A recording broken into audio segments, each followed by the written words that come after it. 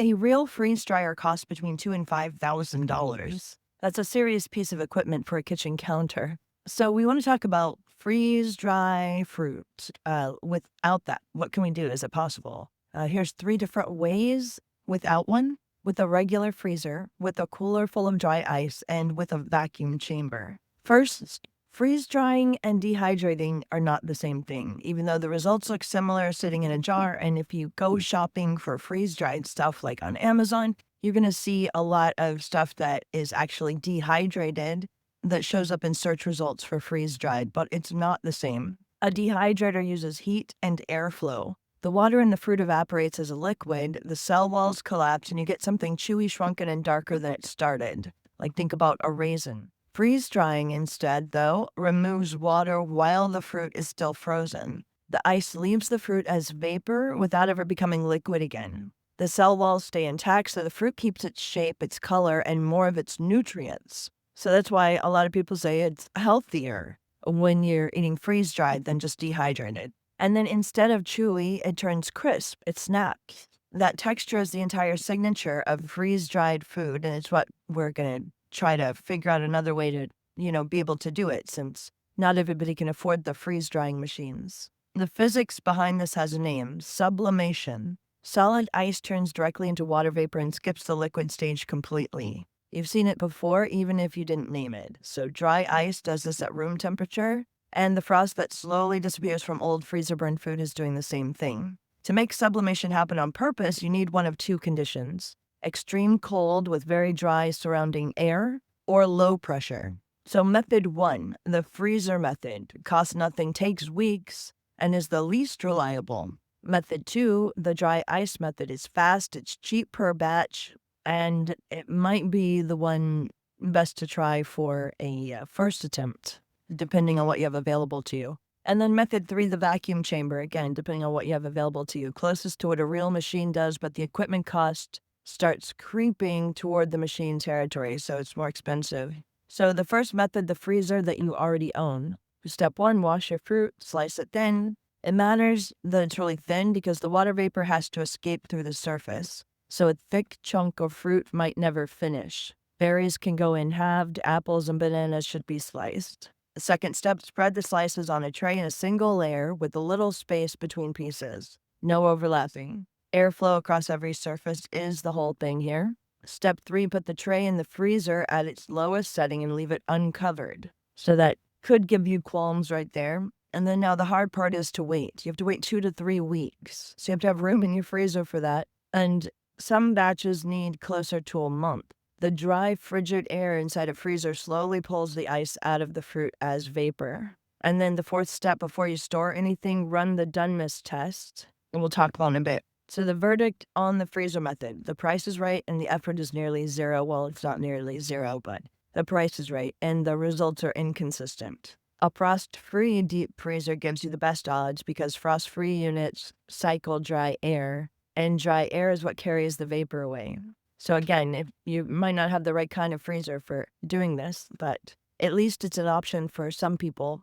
Juicy, dense fruit often stalls and never fully dries. You've got decent odds with thin apple slices. You're not likely to do well with something like watermelon chunks. The second method, the dry ice method, you might want to try this first if you can, get access to this. It can finish in about a day.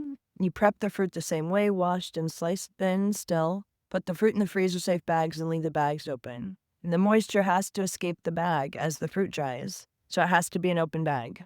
And then place the bags in the bottom of the styrofoam cooler. Then cover them completely with dry ice. So that's what I'm talking about, how to get dry ice. You have to, for some people that's simple, for other people it's not. And then the 4th step, set the lid on loose. Don't latch it, don't seal it. Dry ice turns into carbon dioxide gas as it sublimates, and that gas needs a way out. A sealed container builds pressure until something gives, and if you can't read between the lines, that sounds a bit, like a boom or explosive, or like it'll pop open. So leave it for about 24 hours. When the dry ice is completely gone, check the fruit. If it's crisp and dry all the way through, then it's done. The extreme cold and the bone-dry environment around the dry ice pull the moisture out of the fruit far faster than a freezer can. Now, before you buy any Dry ice. Remember, dry ice sits at negative 109 degrees Fahrenheit. It freezes skin on contact. You want to handle it only with insulated gloves or tongs, never your bare hands, not even for a second. And you have to wear eye protection if you're breaking it into pieces. Just wear eye protection. You have to work in a well-ventilated space. As dry ice sublimates, it releases carbon dioxide, like mentioned. CO2 is heavier than air, so it pools in low enclosed spaces. The early warning signs of too much CO2 are dizziness, headache, and shortness of breath. If you feel any of those, leave the area immediately. Do not run this project in a small closed room, and if you transport dry ice in a car, keep your windows open. Never put dry ice in an airtight container. Not a jar, not a latched cooler, not a sealed bag. Pressure buildup can make it all, rupture, blow up, or break. And if you have leftover dry ice, you need to let it sublimate away in a ventilated area. Don't put it down the sink, in the trash, or anywhere enclosed. Handled correctly, dry ice is a normal grocery store product, but you have to treat it with respect you would give anything at negative 109 degrees. Maybe we don't have a lot of experience with anything else at negative 109 degrees. The verdict on dry ice is that it's fast, effective, and cheap per batch, but it can be dangerous. The trade-offs are sourcing, of course. It might be hard to get. Not every location has it. And the fact that it doesn't keep. You buy it and you use it the same day. But if you're trying to do a first freeze-drying attempt with your fruit, this is the method that'll give you results in a day instead of a month. Just be really careful. The third method is the vacuum chamber. It's the method that works the same way a commercial freeze dryer does because it attacks the pressure side of the sublimation equation instead of the temperature side. The first step is to freeze the fruit solid first in a single layer at your freezer's lowest setting. It has to go into the chamber frozen. The second step is to move the frozen fruit into the vacuum chamber quickly and start pulling the vacuum. Third step is bring the chamber down to around 120 mTorr and hold the temperature around 10 degrees Celsius. At that pressure, the ice in the fruit sublimates straight to vapor even though the room is above freezing. The fourth step is hold it there for at least a week. Sublimation at this scale is slow, and thicker pieces, of course, take longer. So as we say, cut them very thin. Now, your pump matters. It's an equipment note. Your pump matters. You need a 2-stage rotary vane vacuum pump that can reach 1/10 of a millibar.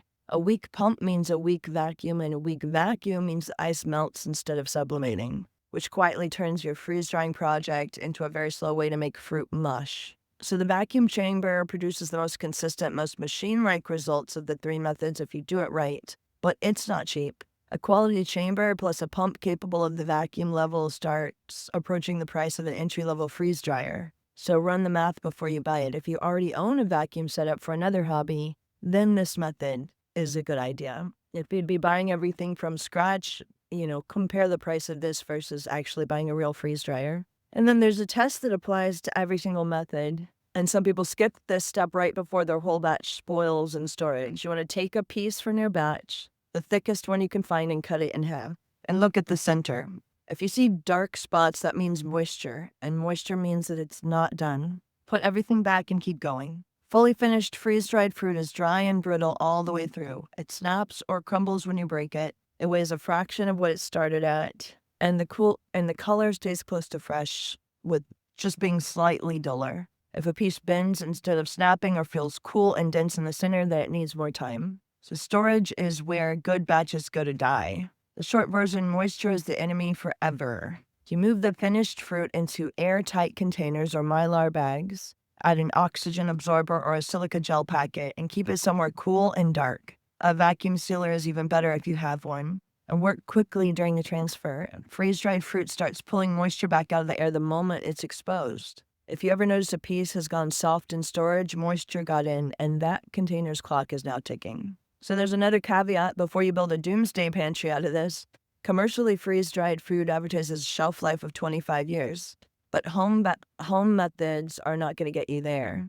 Without professional equipment, it's very difficult to remove every last bit of moisture. And every last bit is what a 25-year shelf life requires. Treat home freeze-dried fruit as something to eat within months, not decades. For snacks, hiking food, and cereal toppings, that's more than enough. But for a long-term emergency supply, you have to buy the professionally packed version.